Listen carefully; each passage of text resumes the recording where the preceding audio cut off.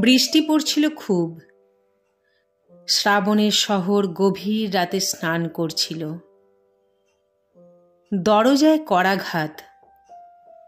দরজা খুলে দেখলাম দীর্ঘ দেহ গোড়ালি পর্যন্ত বাউলের মতো আলখাল্লা এক ঝলমলে মানুষ, বুক পর্যন্ত তুলোর মতো সাদা দাড়ি। চেনা চেনা ঠেকল। বারান্দার আলোটা জ্বালালাম।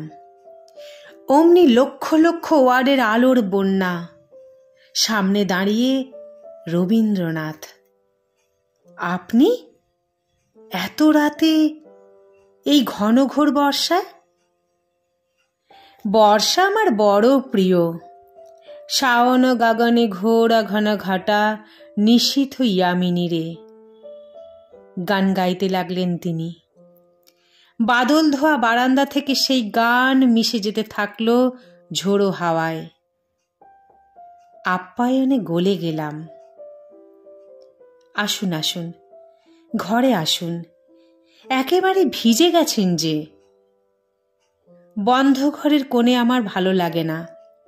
নীল আকাশ, সবুজ গাছ আর হলুদ ধানের মাঠ আমার বড় প্রিয়।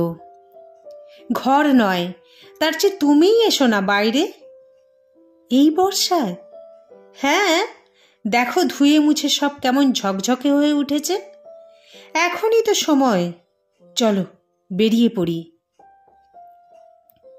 রাস্তায় নামতেই হলো। অশ্রান্ত বর্ষণ চলছেই। মেঘের মাদল বাজছে গুড়ুগুড়।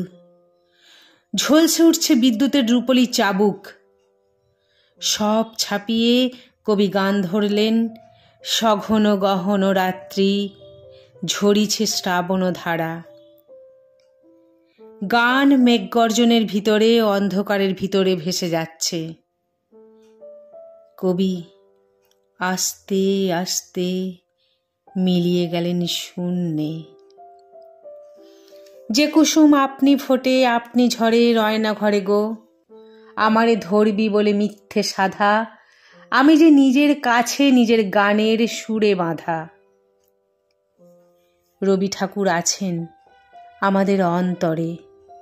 তিনি আছেন আকাশ ভরা সূর্য তারা আর বিশ্ব ভরা প্রাণের সাথে প্রাণে প্রাণে মিশে।